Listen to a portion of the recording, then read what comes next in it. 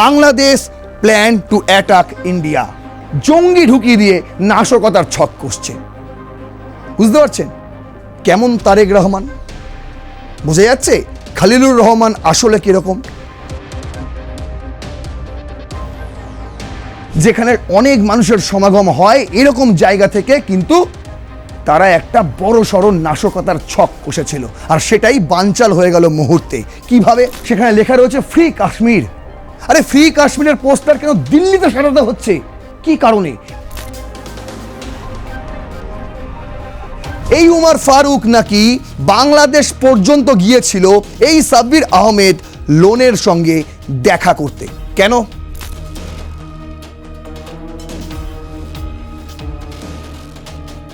জম্মু কাশ্মীর নিবাসী একজন ব্যক্তি, যে কিনা আইএসআই মানে পাকিস্তানের আইএসআই এবং বাংলাদেশ টেরর আউটফিটের মূল হোতা হিসেবে কাজ করছে।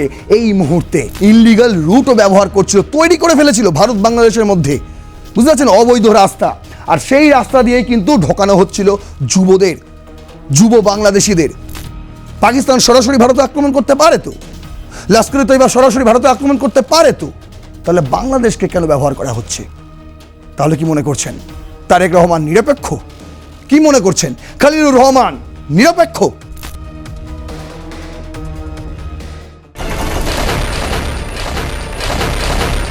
পাকিস্তানের আইএসআই এর পরিকল্পনা মতো বাংলাদেশ নিবাসী জঙ্গিদের দিয়ে ভারতে বড় সড় নাশকতার ছক বানচাল করে দিল দিল্লি পুলিশ। একসঙ্গে ৮ জন জঙ্গিকে গ্রেফতার করেছে দিল্লি পুলিশের স্পেশাল সেল। তার মধ্যে ৭ জনই বাংলাদেশি আর একজন এই বাংলার মালদার নিবাসী।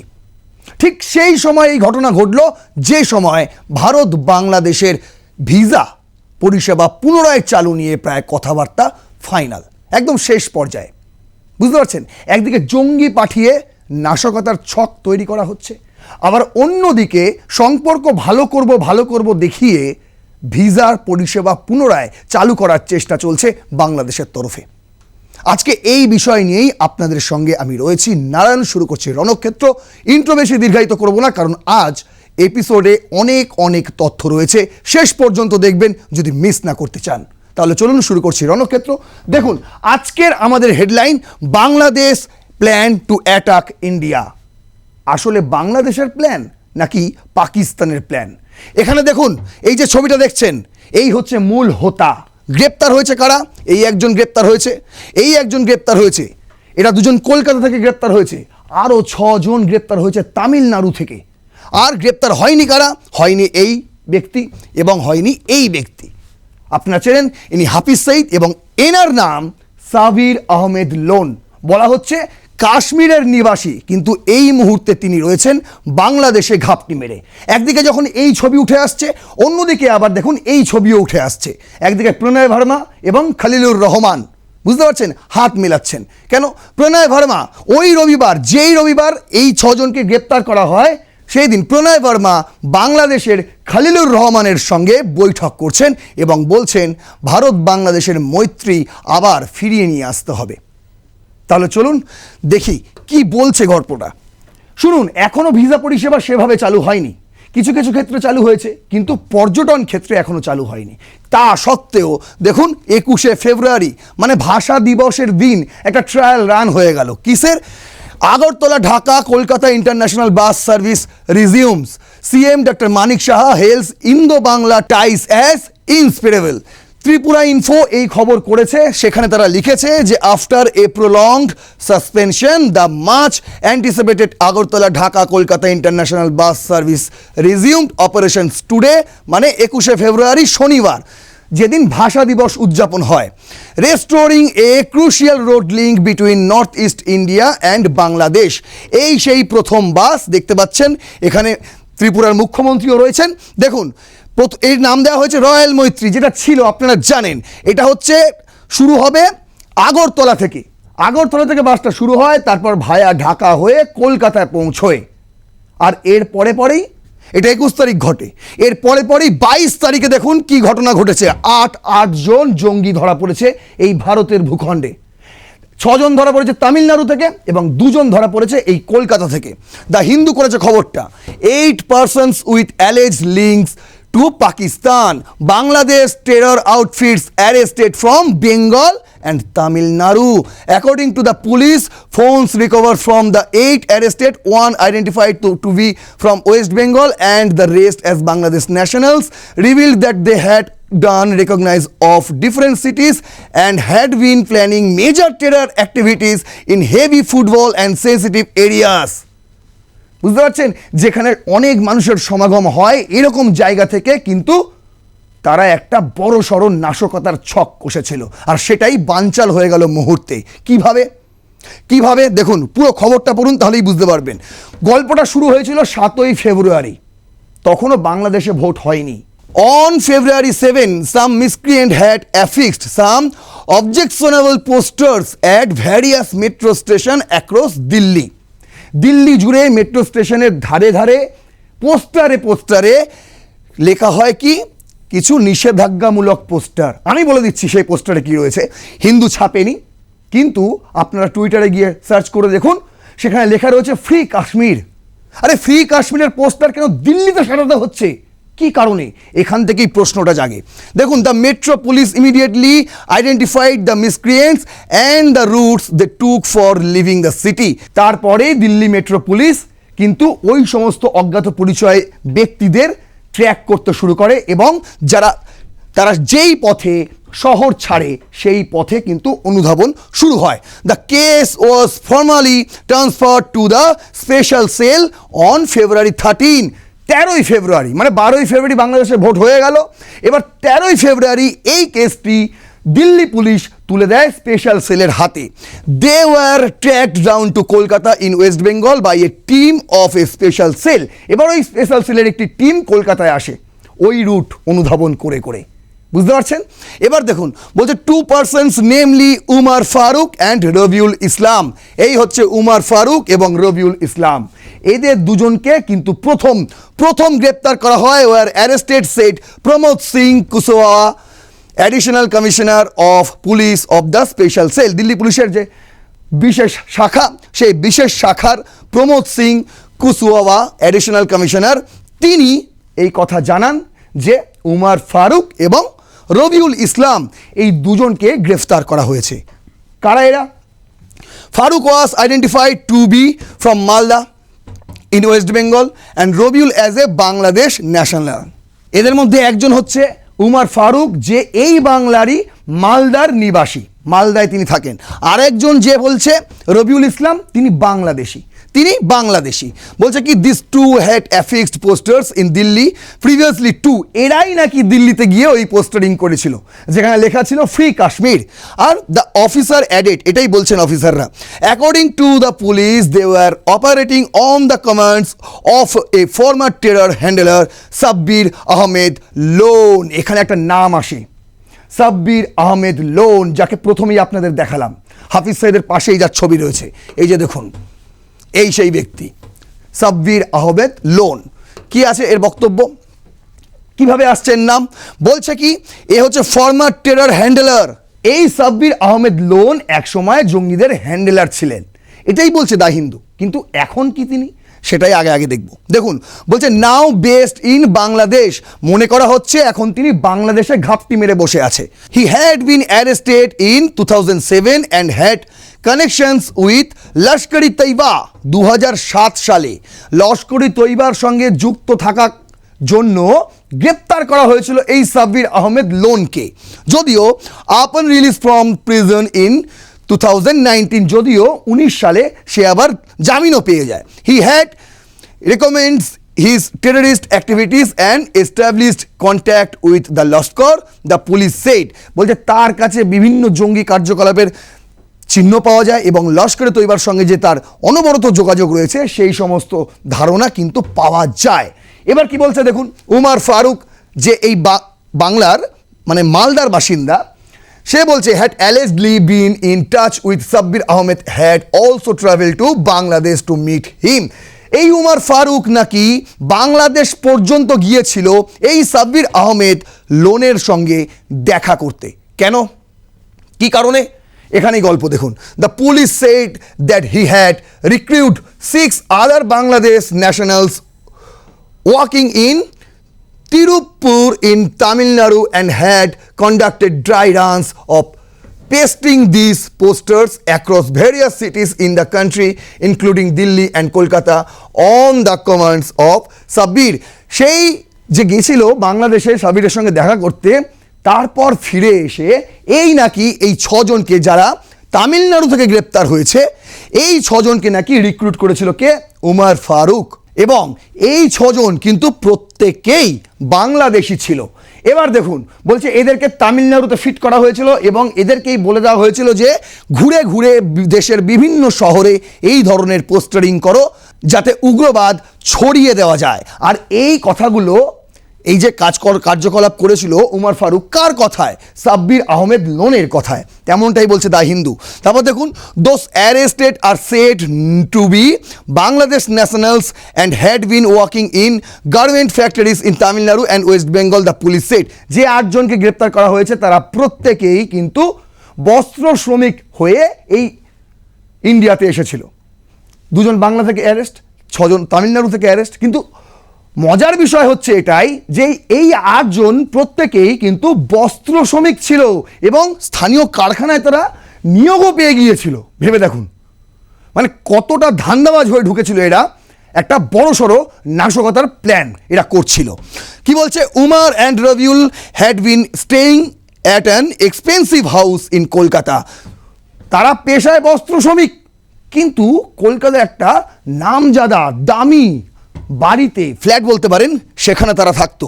দ্য হিন্দু বলছে expensive house which was said to be their hide out. তারাই সেখানে তারা আত্মগোপন করেছিল। একটা বড় সড়ো বাড়ি, যাতে কেউ সন্দেহ না করে। বুঝতে পারছেন? আরে সন্দেহ তো ওখানেই জাগবে। তোমরা কাজ করো বস্ত্র শিল্পের, মানে জামা কাপড় তৈরি করো, আর থাকো এত বড় বাড়িতে। বুঝতে পারছেন?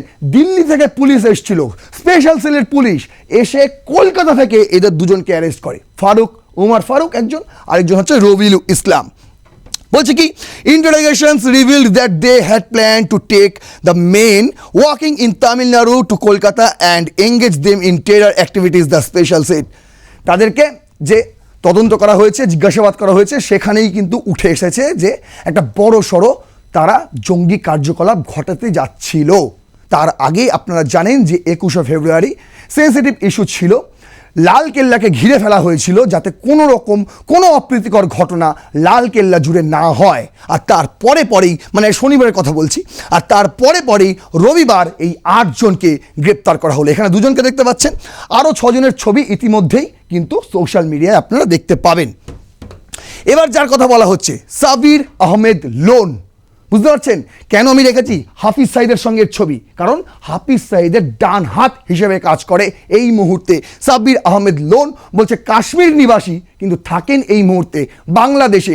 বাকি 8 জন ধরা পড়েছে, এখনো এর খোঁজ চলছে। আগে দেখেনি এর কি বিবরণ। দেখুন, দ্য ইন্ডিয়ান এক্সপ্রেস করেছে, হু ইজ সাবির আহমেদ লোন? কে এই Sabir Ahmed Lone? The JNK man behind ISI Bangladesh terror outfit. Jammu Kashmir নিবাসী একজন ব্যক্তি, যে কিনা ISI মানে পাকিস্তানের ISI এবং বাংলাদেশ টেরর আউটফিটের মূল হোতা হিসেবে কাজ করছে এই মুহূর্তে। বুঝতে পারছেন? দেখুন আরো ভালো করে বলছি। বলছে Sabir Ahmed Lone is a militant originally from Kangan village in Srinagar. শ্রীনগরের কাঙ্গান ভিলেজ থেকে সে উঠে এসেছে। Jammu Kashmir, currently believe to be based in Bangladesh. সে এই মুহূর্তে বাংলাদেশে রয়েছে বলে ভারতীয় গোয়েন্দাদের অনুমান, কারণ সেখান থেকেই সে এই পুরো টেরর মডিউলটাকে পরিচালনা করছিল। বলছে he is accused of being the main handler of an ISI backed terror module operating from Bangladesh and targeting India. Bangladesh থেকে পরিচালনা করা হচ্ছিল ISI ব্যাকড টেরর মডিউলকে। কে করছিল? এই সাব্বির আহমেদ লোন। টার্গেট কি ছিল? ইন্ডিয়া। এবার কি বলছে? Police said Lone used illegal routes between Bangladesh and India including Delhi to recruit and indoctrinate youth for terror activities. জঙ্গি কার্যকলাপের জন্য এ কিন্তু ইনলিগাল রুটও ব্যবহার করছিল, তৈরি করে ফেলেছিল ভারত বাংলাদেশের মধ্যে। বুঝতে পারছেন? অবৈধ রাস্তা, আর সেই রাস্তা দিয়ে কিন্তু ঢোকানো হচ্ছিল যুবদের। যুব বাংলাদেশিদের তাদের মাথায় বুদ্ধি ঢোকানো হচ্ছিল, যাও তোমরা ইন্ডিয়ায়, আর আমাদের সিগন্যাল পেলেই তোমরা হামলা করে দেবে। ততক্ষণে যা ছক হচ্ছে সেই ছক অনুযায়ী তোমরা কাজ করে যাও। কি বলছে?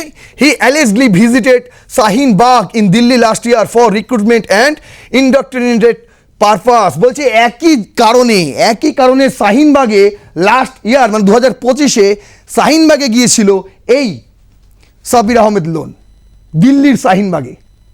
বুঝতে পারছেন মানে গল্পটা দেখুন, কিন্তু অথচ তার এত মুভমেন্ট করার কথাই নয়।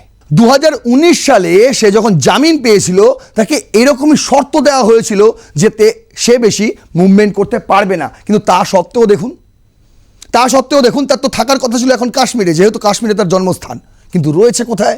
বলছে বাংলাদেশে। কেন? দেখুন কি বলছে, arrest history and background. Lone was previously arrested by Delhi police special cell on July 27, 2007 suspected of being a member of Lashkar e Taiba. নিষিদ্ধ জঙ্গি গোষ্ঠী লস্কর-ই তৈবার সদস্য হিসেবে ধরা পড়েছিল 27 জুলাই 2007 সালে। দিল্লি পুলিশের স্পেশাল সেলের হাতেই ধরা পড়েছিল এই সাব্বির আহমেদ লোন। তারপর in 2012 a Delhi court convicted him under the Arms Act for possessing a pistol. Tough. He was later acquitted in other terror related charges under UAPA. 2012 সালে তাকে কনভিক্টেড করে দিল্লি আদালত এই কারণে যে তার কাছে আর্ম অ্যাক্ট ছিল, তার কাছে পিস্তল ছিল এবং তার মধ্যে ছিল ভারত বিরোধী কার্যকলাপ, তাই ইউএপিএ ধারা লাগানো হয়েছিল। At the time of his 2007 arrest, police recovered money from him and a PMLA case was registered in 2009. 2007-এ গ্রেপ্তারের পর তার কাছ থেকে প্রচুর টাকা উদ্ধার করা হয়েছিল, যে টাকা সে মানি লন্ডারিংয়ের মাধ্যমে তার কাছে মজুদ ছিল, সেগুলো তো সে হাওয়ালা মারফত কিন্তু ছাড়তো, মানে এই জঙ্গি কার্যকলাপেই সেই টাকা ব্যবহার করা হতো। আর সেই কারণে তার বিরুদ্ধে পিএমএলএ কেসও রেজিস্টার করা হয় কবে? 2009 সালে। এরপর 2019-এ he was granted bail in the PMLA case with conditions not to threaten or leave the country, yet he escaped to Bangladesh via an illegal route. 2019 সালে সে জামিন পেয়েছিল পিএমএলএ কেস থেকে এই শর্তেই যে এরপর সে কাউকে থ্রেট করতে পারবে না, এমনকি সে এই দেশ ছেড়েও যেতে পারবে না, মানে তার যে স্থানীয় বাসস্থান সেখানেই তাকে থাকতে হবে। কিন্তু দেখুন সে ইনলিগাল রুট ব্যবহার করে বাংলাদেশে ঘাঁটি গাড়ে। এবার কি হচ্ছে? Allege terror network links. এবার বাংলাদেশে গিয়ে সে এবার তৈরি করলো নতুন মডিউল। কেমন? Police alleged Lone had links with senior Lashkar e Taiba figures including Hafiz Saeed and Zakiur Rehman Lakhvi. Hafiz Saeed এবং এই যে জাকিরুর রহমান লঘভি, এদের সঙ্গে এই সাব্বির আহমেদ লোনের খুব ক্লোজ সম্পর্ক এবং হাফিজ সাঈদের নির্দেশ মতনই এই লোন কাজ করত। বাংলাদেশে বসে ভারতে কিভাবে জঙ্গি কার্যকলাপ করানো যায় সেই দিক নিয়ে সে কাজ করত। কি বলছে? He is believed to have undergone militant targeting in both basic and advance courses at LET camps in Muzaffarabad, Pakistan occupied Kashmir. পিওকেতে যে মুজাফফরাবাদ রয়েছে সেখানে ওদের হয় না দৌড়ে আম দৌড়ে খাস, এই যে দুটো কোর্স হয় ওদের, একটা বেসিক একটা অ্যাডভান্স, মানে জঙ্গি হতে গেলে এই কোর্সগুলো করতে হয়, সেই কোর্সগুলো কিন্তু এর কমপ্লিট। শুধু তাই নয়, এবার দেখুন বলছে Lone has alias such as Raja and Kashmiri and his among fugitives most wanted by Indian security agencies. এই লোন মানে সাব্বির আহমেদ লোন কোনো জায়গায় রাজা হিসেবেও পরিচিত, আবার কোনো জায়গায় কাশ্মীরি হিসেবেও পরিচিত। আর এই মুহূর্তে মোস্ট ওয়ান্টেডের তালিকায় রয়েছে এই সাব্বির আহমেদ লোন। তাকে যেখানে দেখা যাবে সেখান থেকে গ্রেপ্তার হবে। ইতিমধ্যেই আমি একটা খবর আপনাদের বলে রাখছি, বাংলাদেশে কিন্তু একে খোঁজার কাজ শুরু হয়ে গিয়েছে। কে খুঁজছে, কিভাবে হচ্ছে সেটা আমি সম্পূর্ণ বলছি না, যখন একে অ্যারেস্ট করা হবে তখন আপনাদের এই বিষয়ে আরও বিস্তারিত জানাবো। দেখুন এদিকে যখন এই এত গল্প জঙ্গিদের পাঠিয়ে দিচ্ছে, মানে বুঝতে পারছেন 21 তারিখে প্রথম একটা ট্রায়াল রান হলো ত্রিপুরা আগরতলা থেকে ভায়া ঢাকা হয়ে কলকাতায় এলো একটা বাস, বুঝতে পারছেন, আর তারপরেই 8 জন গ্রেফতার। সেখানে নাম উঠে আসলো সাবির আহমেদ লোনের নাম, যার আবার হাফিজ সঈদের সঙ্গে অত্যন্ত ঘনিষ্ঠ সম্পর্ক। এত কিছুর পরেও বলছে India desires to build ties with Bangladesh, new government says Indian envoy. আমি বলছি না ওই বাসে করেই এই জঙ্গিরা এসছে, হয়তো অনেক আগেই এসছে, অনেক আগে থেকেই এখানে তারা ঘাঁটি গেড়ে বসে আছে। কিন্তু দেখুন, যখন একটা নতুন সরকার এলো বাংলাদেশে, তারেক রহমানের নেতৃত্বাধীন বিএনপির যে সরকার এই মুহূর্তে, সেই সরকারের সঙ্গে ভারত সরকার কিন্তু একটা সখ্যতা আবার তৈরি করার চেষ্টা করছে। আর সেই কারণেই দেখুন প্রণয় ভার্মা, সেই 23 তারিখের একটা খবর, প্রণয় ভার্মা দেখা করেন ফরেন মিনিস্টার খলিলুর রহমান এবং minister of state Sama Obaid Islam, foreign ministry মানে পররাষ্ট্র মন্ত্রণালয়ে তাদের সাক্ষাৎ হয়। সেখানে প্রণয় ভার্মা কি বলেন, India has expressed its desire to build ties with the new government of Bangladesh. Pranay Verma, Indian high commissioner in Dhaka, said on Sunday. Pranay Verma বলেন যে ভারত বাংলাদেশের সঙ্গে, বাংলাদেশের যে নতুন সরকার হয়েছে সেই সরকারের সঙ্গে ভারত আবার সখ্যতা রেখেই কাজ করতে চায়, একটা গুড টাইস চায়, বিল্ড টাইস, আবার সখ্যতা গড়ে তুলতে চায়। তখন Pranay Verma met Bangladesh a new foreign minister doctor Khalilur Rahman, minister state Sama Obaid Islam at the Bangladesh foreign ministry. তিনি বলছেন, it was my first meeting with the new foreign minister and minister of state after the formation of a new government in Bangladesh, so it was more of a courtesy meeting and an initial exchange of views, Verma told the reporters after the meeting. তিনি বলছেন সৌজন্য সাক্ষাৎ। কিন্তু দেখুন, এই মিটিংয়ের পরেই কিন্তু ভিসা সংক্রান্ত কথাবার্তা বলে ফেললেন বাংলাদেশের লোকজন, বাংলাদেশের কমিশনের যারা রয়েছেন মিশনের, তারা হঠাৎ করে মানে এই বৈঠকটা হলো, তারপরেই তারা এই কথা বলে ফেললেন। দেখুন, ওপেন ম্যাগাজিন করেছে, এটা 22শে ফেব্রুয়ারির খবর। Bangladesh to resume tourist visa services in India, Agartala Dhaka bus routed set for possible come back. Already trial run হয়ে গেছে, আমি প্রথমেই আপনাদের দেখিয়ে দিলাম। এবার বলছে কি, including the Bangladesh high commissioner in Delhi and various cities in India such as Guwahati, Agartala, Mumbai and Kolkata, wherever Bangladeshi diplomatic missions are located apart from tourist visas, other visa services were mostly ongoing. However, tourist visas had generally been stopped, though tough they were still issues in urgent cases. তবে এতদিন বলছে নাকি মানে বাংলাদেশ ভারতীয়দের কোনো tourist visa দিত না, তবে কি দিত, মেডিকেল দিত, মানে ট্যুরিস্ট ভিসা বাদে যা ভিসা পাওয়া যায় সব কিছুই দিত, বাকি ট্যুরিস্ট ভিসা দিত না। সেই ট্যুরিস্ট ভিসা এবার নাকি তারা দেবে, সেই কথাই জানাচ্ছে বাংলাদেশ। কিন্তু আপনারা জানেন, ডক্টর মোহাম্মদ ইউনূসের আমলে ভারত বাংলাদেশিদের প্রায় কোনো ভিসাই দিত না, বুঝতে পারছেন, কোনো ভিসাই দিত না। এবার কি বলছে, এবার ভারতও সেই পথ খুলছে। কেন, সেখানে তারেক রহমানের সরকার এসছে, বলছি না নতুন করে আবার সম্পর্ক গড়তে চাইছে। প্রণয় ভার্মার বক্তব্য আপনাদের শোনালাম, তিনি বলছেন যে আমরা আবার নতুন করে সখ্যতা গড়ে তুলতে চাই এই তারেক রহমানের নতুন সরকারের সঙ্গে, তাই খলিলুর রহমানের সঙ্গে সাক্ষাৎ। আপনাকে মনে রাখতে হবে, তারেক রহমানও কিন্তু ভালো লোক নয়। ভারতীয় কূটনীতিক যারা এই তারেক রহমানকে ভরসা করছেন, তাদের উদ্দেশ্যে আমার এই বক্তব্য। আপনারা জানেন কিনা জানি না, যে সময় খালেদা জিয়া প্রধানমন্ত্রী বাংলাদেশের, সেই সময় ভারতের যত বিচ্ছিন্নতাবাদী আছে তাদেরকে মদত দিত কারা, এই বিএনপির সরকার। খালেদা জিয়াকে উজ্জীবিত করতো কারা, এই তো তারেক রহমানের ফুসমন্তর নিয়েই তো চলতো সরকার সেই সময়, বুঝতে পারছেন। তারেক রহমানও ভালো লোক নয়, নাহলে খলিলুর রহমানের মতন মানুষকে কেউ পররাষ্ট্রমন্ত্রী করে, যে নিজেই ফরেনার। ভাবুন একবার, বাংলাদেশের ফরেন মিনিস্টার, তিনি নিজেই ফরেনার, আবার তাকে বিএনপি বিশ্বাস করেছে, মন্ত্রীর সিটে বসিয়েছে, বুঝতে পারছেন মানে গল্পটা কীরকম। অন্যদিকে আপনাদের আগের এপিসোডে আমি একটা দেখিয়েছি যে সীমান্তবর্তী এলাকায় সব জামাত জিতেছে, সেখানে কিন্তু বিএনপির কিছু নেই। এখানে বিএনপির একটা সমস্যা হয়ে দাঁড়িয়েছে যে সীমান্তবর্তী এলাকায় জামাত জিতে গেল। হতে পারে জামাতেরও কিন্তু এর মধ্যে সখ্যতা রয়েছে, হতেও পারে। আইএসআই কিন্তু জামাতকে খুব ভালোবাসে, আপনারা জানেন সেটা কথা। কিন্তু আমরা যে বিষয় নিয়ে কথা বলছি, ভিসা নিয়ে, মানে জঙ্গিও ঢোকাবো আবার ভিসাও আবেদন চাইবো, এরকম একটা ব্যাপার। দেখুন, ভিসা HQ বলছে কি, Bangladesh missions in India to resume tourist visa issuance on 24 February. মানে এই এপিসোডটা যারা আপনারা 23শে ফেব্রুয়ারি দেখছেন, তাদেরকে বলে রাখি, এটা আগামীকাল অর্থাৎ মঙ্গলবার থেকেই চালু করছে বাংলাদেশ। ভারতীয়দের সমস্ত রকম ভিসা দেবে। কিন্তু ভারত কি দেবে? দেখুন কি বলছে the Daily Star, India to gradually restore all visa services says assistant high commissioner Aniruddha. ভারতও দেবে বলছে। কত ভালো সম্পর্ক।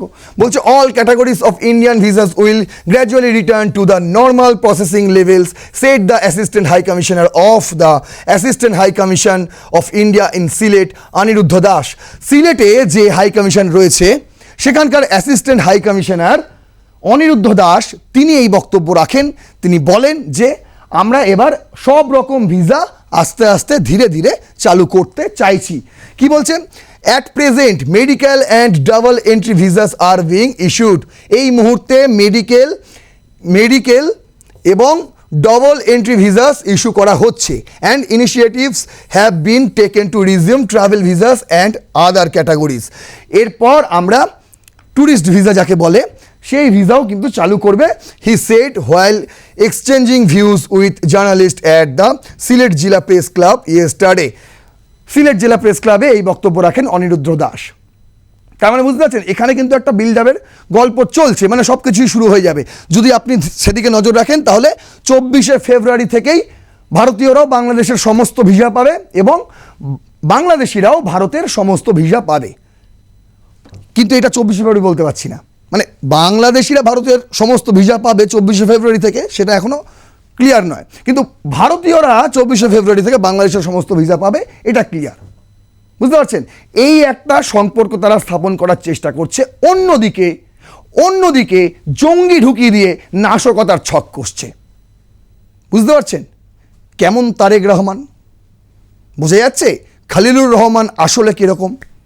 সামনে হ্যান্ডশেক করে, এই যে ছবিটা দেখাচ্ছি দেখুন, যখন প্রণয় ভার্মা যান তার মিনিস্ট্রিতে তার সঙ্গে হ্যান্ডশেক করছেন, আর অন্যদিকে 8 জন জঙ্গি গ্রেপ্তার হচ্ছে। বুঝতে হবে বিষয় আছে, এর মধ্যেই লুকিয়ে রয়েছে। তাই জন্যই আমাদের এই আজকের হেডলাইন দিয়েছি, বাংলাদেশ কি সত্যিই ভারতে আক্রমণ করতে চায়? কারণ বাংলাদেশিরাই তো গ্রেপ্তার হয়েছে। আপনি হয়তো মিলিয়ে দেখবেন না, এটা ISI এর ব্যাক্ট রয়েছে, লস্কর ই তৈবা রয়েছে, সব কিছুই রয়েছে। তাহলে বাংলাদেশকে কেন ব্যবহার করছে?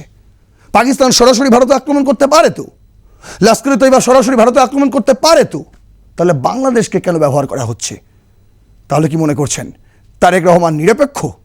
কি মনে করছেন খলিলুর রহমান নিরপেক্ষ? আপনাদের কি মনে হয় অবশ্যই কমেন্টে লিখবেন। আপনাদের মতামত অত্যন্ত গুরুত্বপূর্ণ। আপাতত এই এপিসোড যদি তথ্যপূর্ণ মনে হয় তাহলে আপনারা শেয়ার করবেন, আরও 5 জনের সঙ্গে এই এপিসোড দেখার সুযোগ করে দেবেন, লাইক করবেন, অবশ্যই সাবস্ক্রাইব করবেন আর প্লাস নিউজ 24/7 এবং দেখতে থাকুন রণক্ষেত্র। আগামী দিনে আরও চাঞ্চল্যকর তথ্য আপনাদের সামনে তুলে ধরবো, কথা দিচ্ছি। জয় হিন্দ, বন্দে মাতরম।